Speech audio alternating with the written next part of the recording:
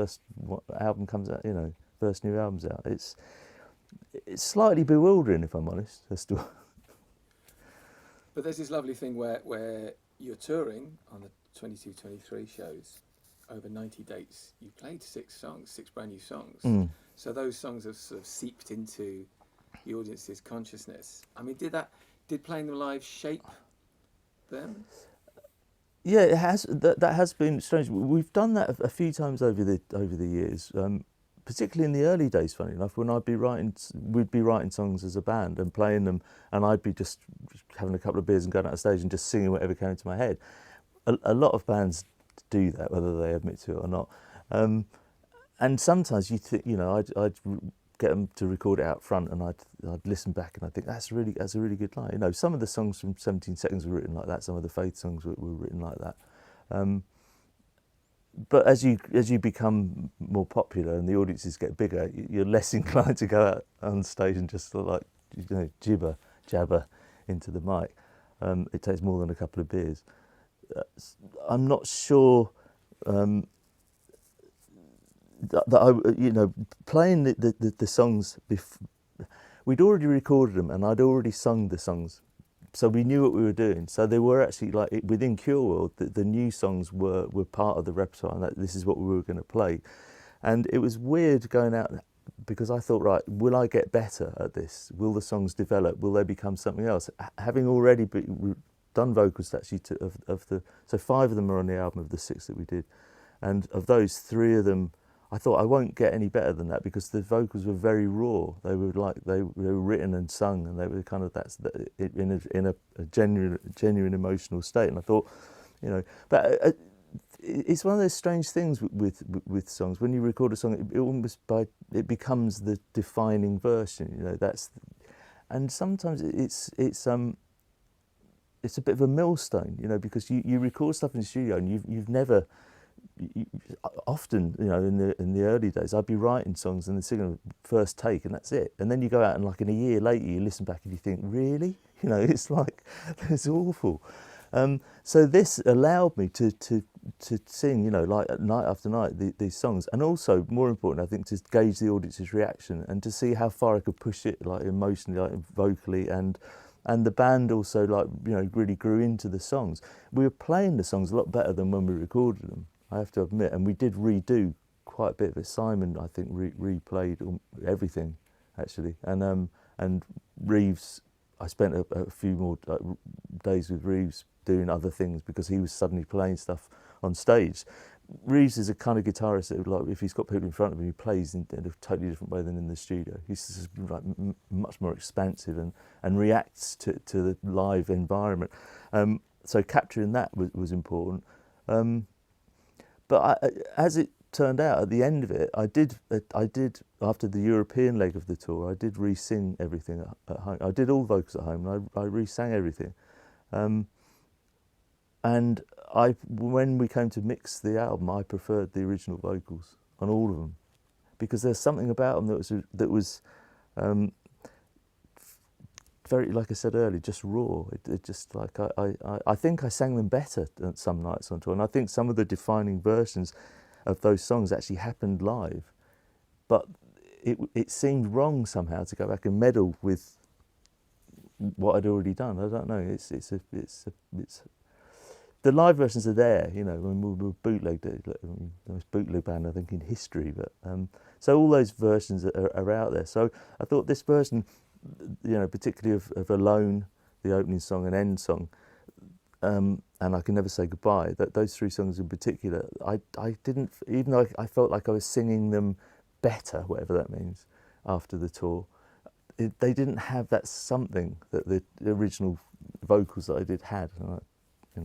I don't know. So It's a weird thing, is it? It's almost like after you've done it once, everything else is a cover version of the first version you've done, sort of. It almost always is, which is why it's strange that we were able to have this option to play it like over and over and over, and then I still ended up like preferring the first version.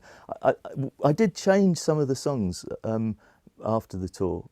Weirdly enough, some of the songs that we didn't play, because I realised why we hadn't included all the songs into the repertoire, and I looked at the 3 other songs that are on the album, were changed because of the 5 songs that we had been playing, and the 6th song that we did, it will be on the next one. So it's yeah, it's an interesting process. It's also strange that it's a new album, but Cure fans kind of know more than half the album, which is that's odd in itself. You know. That's quite cool. Yeah, as a side point, because you did the Royal Festival Hall in 2015 and played 2 songs that haven't made the record, but I presume they're going to be finding their home. Yes, they're quite old then. I mean, I think we recorded them originally for the 413 Dream album, 2007, I think, 2008. We have since re-recorded those and a couple of others from that session, and some others from the Cure session before that, and actually a song from the Wish album sessions in '91. So yeah, I haven't been afraid of going back and using stuff that didn't seem to work at the time, and using what I know now to actually turn them into. Because sometimes if you've got, there's lots of things make a good song, and you know, a melody is obviously pretty key, and it had, for us as a band. And there are songs that have been left behind. I think there's such a great melody, such a good chord progression and stuff, but I haven't managed to understand what the song is. I haven't been able to write for it, or I haven't been able to sing it, or it's the wrong tempo. Something about it just doesn't work. Hasn't fit at the time, doesn't fit with the other songs. So I spent some of lockdown, when I was actually focused a little bit on the fact that I was in a band, which I forgot for most of it, to revisit all these old, you know, in fact, old cassette tapes and stuff, and transfer everything and listen to stuff, and came up with some, you know, and I've been doing that with the remastering of all the old Cure albums. I've come across some things. So we went in and we re-recorded quite a few things. So the things we did at the 2 songs there were part of that as well. We've re-recorded those. One of them we've been playing live quite a lot, actually. It Can Never Be the Same, which was called Christmas Without You when we first did it. And that goes down really well. It's a really, you know, it's a lovely song to play, and it's a powerful song to sing. So that will be out probably on the next one. Yeah, this is it's like Oasis, isn't it? Like the next album, when they talk about it, like the next album's much better than this one. So yeah, so there's a big pool of songs, but as I was saying before that we started filming, I was imagining this album, Songs of a Lost World, was going to be very much, everything was going to be relentlessly downbeat. That was sort of my idea for the album. And a few people who I trust listened to it and said, you know, that it's the songs individually are really, really good, but it's too much. We can't, you know, you can't expect people to listen to this much doom and gloom. It just doesn't work, you know. You need something else in there. So a couple of the songs which I really do love were kind of like knocked off, and a couple of songs brought in which I didn't think would work at all. And I actually started streamlined the whole thing. It was originally 13 songs, and now it's like 8, and it's a much better record for it, because it has a bit of light and dark, and it's I mean, most people that have heard it up to this point want to hear it again. That's the first time in a long time that anyone said that about a Cure album, because they've been too long. You know, it's like our shows. It's like it took me to doing a 4-hour plus show to suddenly realise that we were probably playing for too long. It just takes me a little bit longer to realise than the people around me. What was the track was there a track that you finished that kind of unlocked the record, that kind of like when you had it down, you're like, okay, now I feel like I know maybe the identity of the whole record, because this song has kind of pointed the way, unlocked the door. Yeah, as I said earlier, the opening and closing songs, those 2 songs, they're always key, and every Cure album, they're always the key to the album. And I remember I rediscovered a poem by Ernest Dowson, an English poet, who it's called Dregs. And I've got a book, and I jot down, you know, over the years things that, like, you know, I think that's interesting. Like, you know, it's not, some of it's just like, you know, couplets, some of it's like rhymes, some of it's words that I don't look this word up. You know, it's just a general sort of. It's not a journal. It's a lot of it's gobbledygook. You know, it's like it travels with me, and there's more than one book, actually, to be honest. And you know, I'm outside in the dark, actually, like, and you know, scribbling in it. Most of it's illegible to be honest, and a lot of it's just junk. But occasionally I'll turn a page and there'll be something and I think, oh, that's great. And I'd actually transcribed this poem, I don't know when, and I was struggling to find the right imagery for the opening song, for Alone.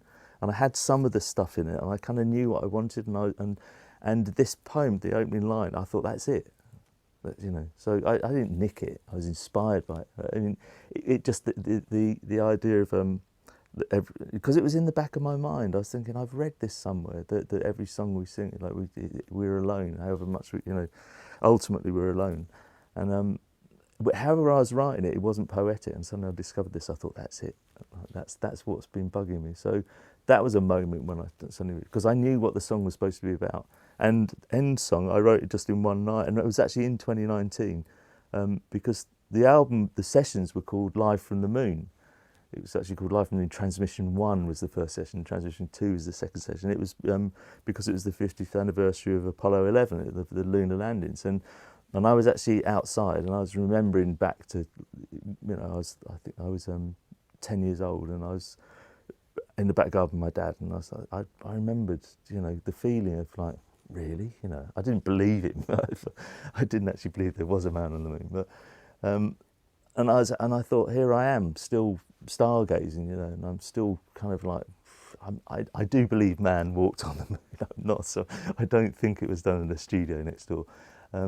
But just the idea of how the world seemed to stall at that moment in a strange way. You know, I kind of grew up like in the glorious 30 years from like the end of the Second World War. Obviously, I wasn't born until 59, but the world that I was born into was getting incrementally better every year. It just seemed that the world was on an upward trajectory, and the moon landing was part of that. And around that time, I turned 16 in 75, and it seemed like the world sort of like stalled, and then it's been travelling downhill ever since. And I mean, that's the core, that's the beating heart of the album, of the Songs of a Lost World. That is the Lost World. And I realised when I wrote that, you know, I just wrote that in one go outside, but like, this is how I feel about, you know, the young me.